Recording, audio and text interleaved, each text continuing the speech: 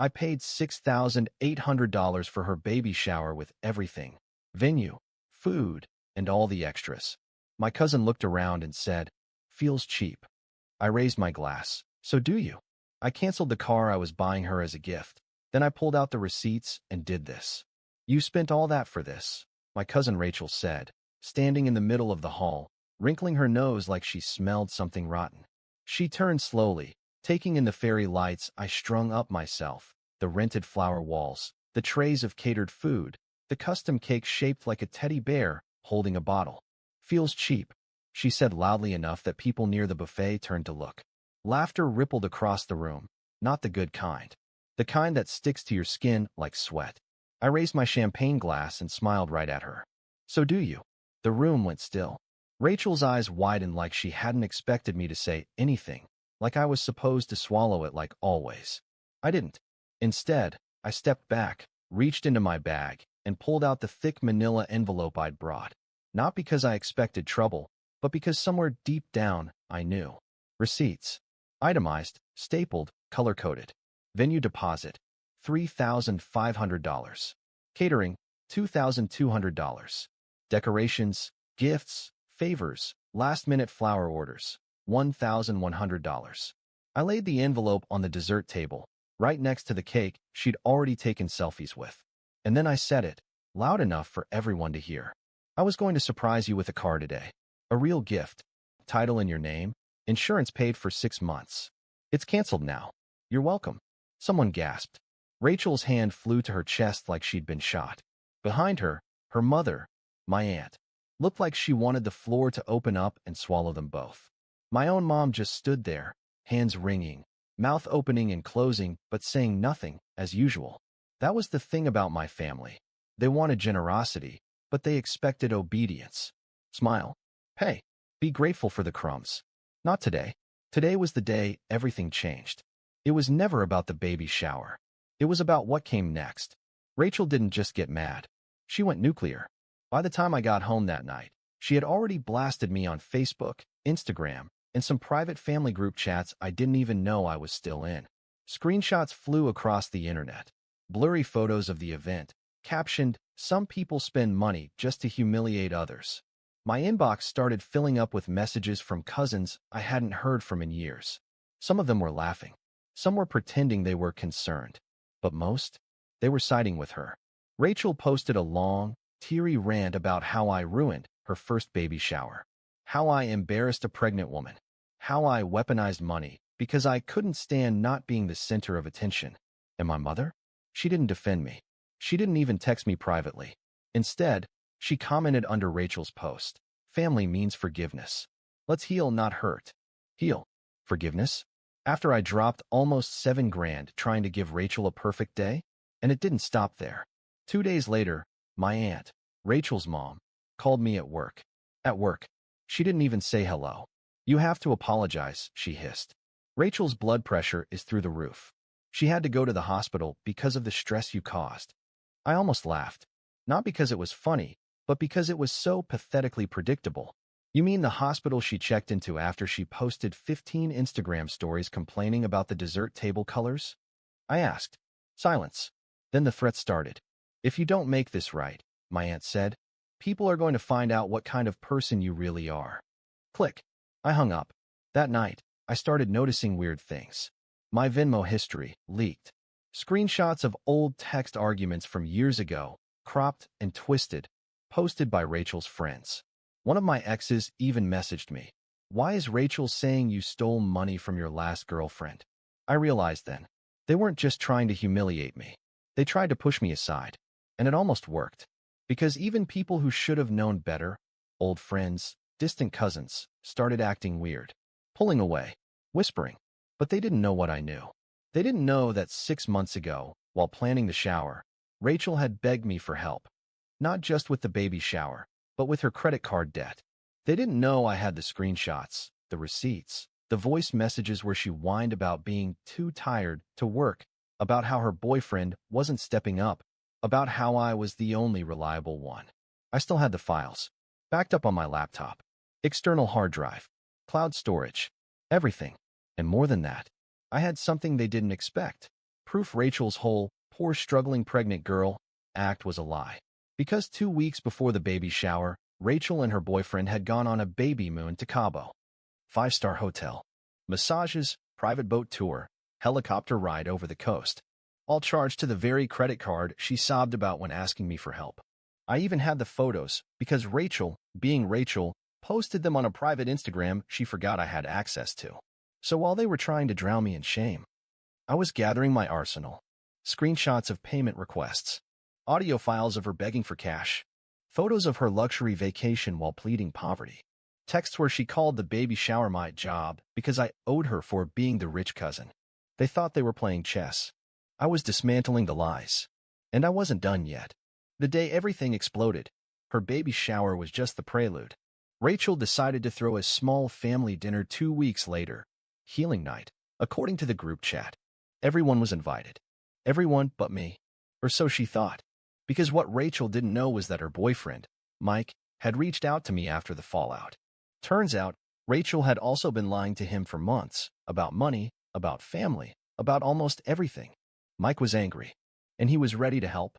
So while Rachel was setting the table and posting filtered family-first photos, I was working behind the scenes, printing out screenshots, downloading voice messages, organizing receipts into neat little folders. Mike and I made a plan. We weren't going to cause a scene. We were going to expose the truth completely. The night of the dinner, Mike texted me. Now, I walked into Rachel's house just as she was giving some sugary speech about love and forgiveness. The second she saw me, her face twisted into something ugly. "You weren't invited," she spat. I smiled calmly, holding up a small black flash drive. "Oh, don't worry," I said. "I'm not here to eat. I'm here to return something you lost." People froze. My aunt stopped chewing. My uncle looked confused. My mom, still pretending to sip wine, put down her glass slowly. I plugged the flash drive into the TV in the living room. One click. The screen lit up. Text from Rachel asking me for money while lying about being too broke to afford groceries. Screenshots of her $3,500 Cabo hotel booking. Voice notes, "You owe me this shower after everything I've put up with from this family." An Excel spreadsheet with every single dollar I spent, down to the last custom-engraved napkin. Photos from her baby moon champagne cruise while sobbing on Facebook about struggling as a single mom. The room went dead silent. Rachel screamed, lunging toward the TV. Mike stepped between us, holding up his phone. "There's more," he said. He opened a folder, screenshots of Rachel flirting with 3 different guys while supposedly being faithful to him. DMs, selfies, timestamps. Someone gasped. Rachel's face crumpled, and for the first time all night, she was speechless. But I wasn't done.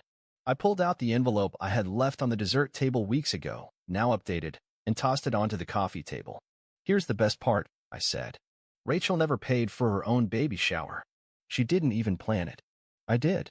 And guess who used some of that money to buy herself a new iPhone and designer bags right after?" The receipts fell out onto the table, printed return emails, delivery confirmations, credit card screenshots from the funds I wired her when she claimed it was for baby essentials. Everyone saw it. Everyone. My aunt sat back heavily in her chair, pale as a ghost. My mom looked like she wanted to vanish. Rachel finally shrieked. "He's lying. He's obsessed with me." Mike shook his head slowly. "You're just mad you can't lie fast enough anymore." And then a cherry on top, I pulled out the car keys. The ones for the SUV I'd secretly bought her as a gift before all this madness. I dangled them by one finger. "I was going to give you this," I said. "Title in your name. 6 months of insurance paid up front." Her eyes widened. I smiled. "Canceled." Then, still holding the keys, I opened the front door, walked outside, and threw them into the sewer drain. Clink. Gone. Rachel screamed again, a raw, ugly sound. Inside the house, people were already standing up, gathering their coats, whispering. The family was splitting right down the middle, half looking at me with wide, guilty eyes. The other half, Rachel's little loyalists, fumbling to defend the indefensible. My uncle muttered, "Jesus Christ," under his breath and stormed out.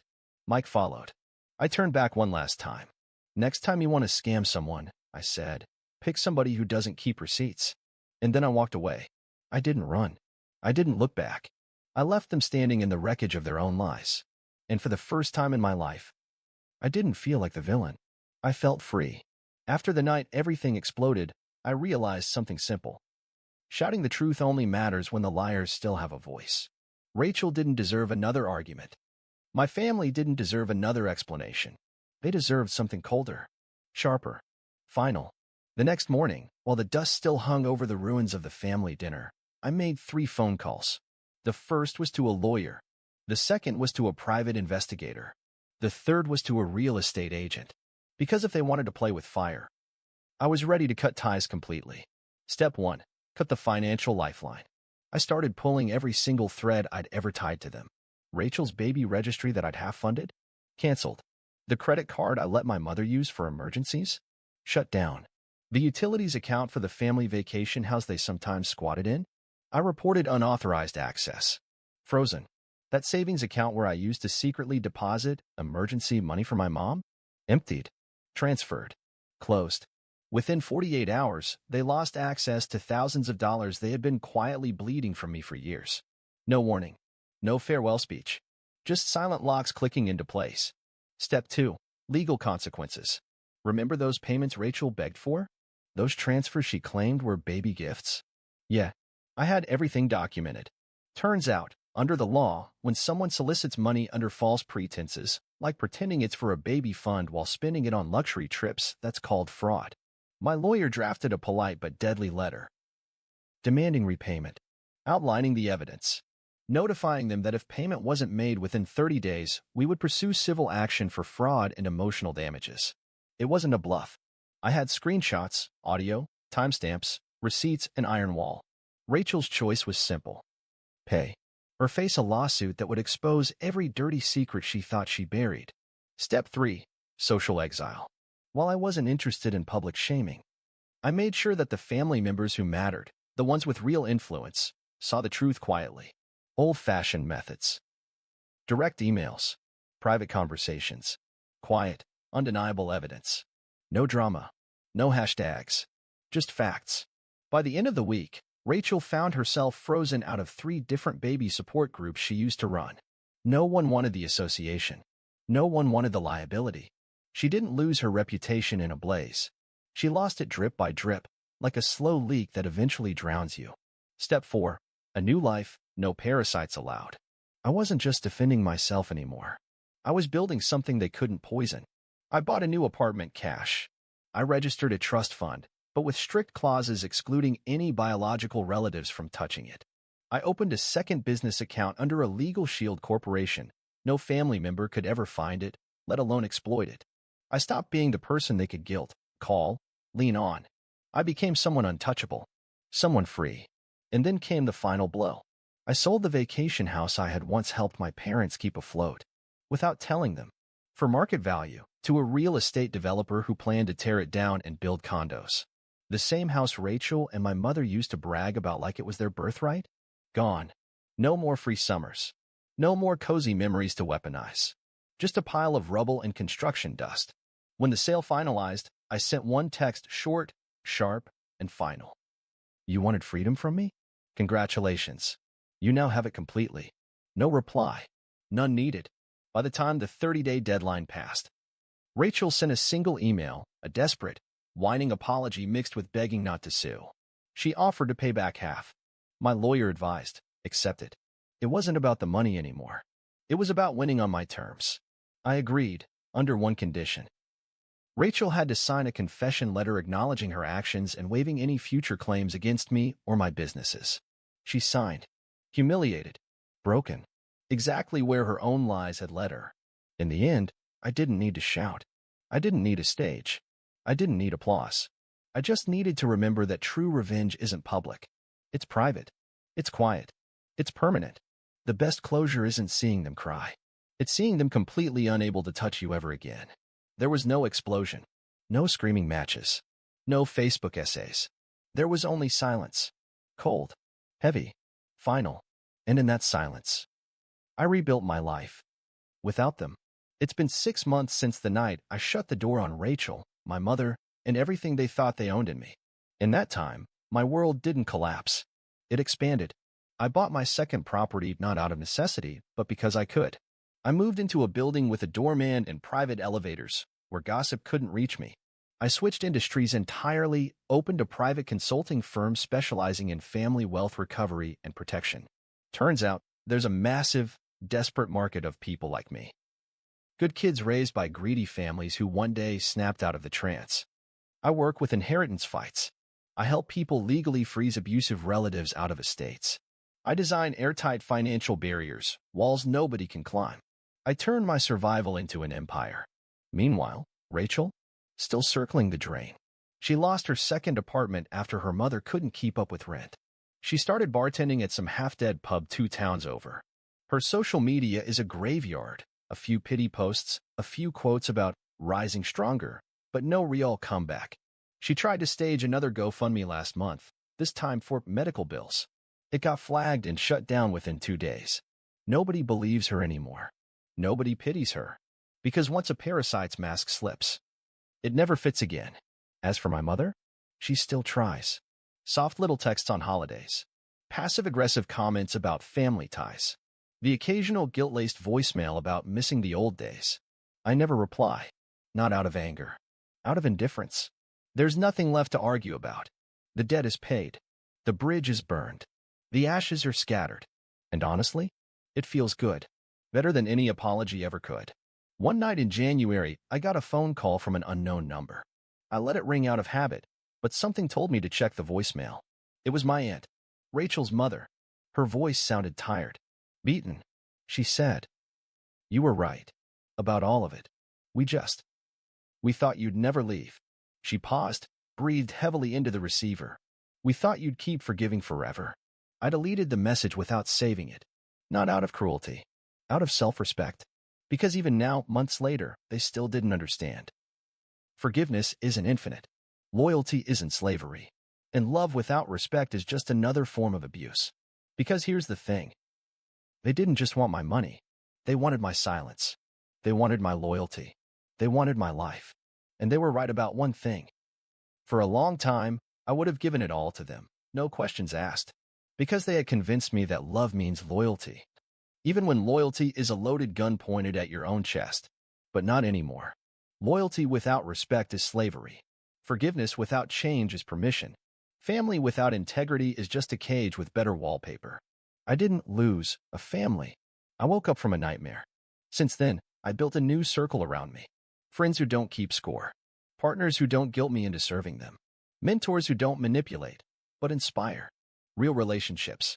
Built not on blood, but on respect, choice, and truth. Sometimes, I catch myself thinking about Rachel's baby shower. The day everything cracked open. I used to see it as a betrayal. Now, I see it as a liberation. $6,800 bought me the clearest view of my life I've ever had. Cheap price for total freedom. Last month, I passed Rachel at a gas station. She didn't see me. Her car was falling apart. She was arguing loudly with someone on her phone. She looked exhausted, not just physically, but spiritually, like someone carrying the weight of too many lies. For a second, I thought about how much I used to want her approval, her acceptance. Then I smiled quietly to myself, started my car, and drove away. No anger, no sadness, just a clean, pure absence. The kind of absence you only earn when you finally stop begging people to love you the right way. Closure isn't a big speech. It's not slamming the door and storming off. Closure is the sound of your own footsteps moving forward, without looking over your shoulder once. Closure is when they finally realize they can't reach you. They can't touch you. They can't even find you anymore. 6 months ago, I paid $6,800 for a baby shower. I thought it was a gift. Turns out, it was the last thing I ever owed them. And looking back now, it was the cheapest freedom I ever bought. And the most priceless lesson. Never bleed yourself dry for people who would leave you to die without a second thought.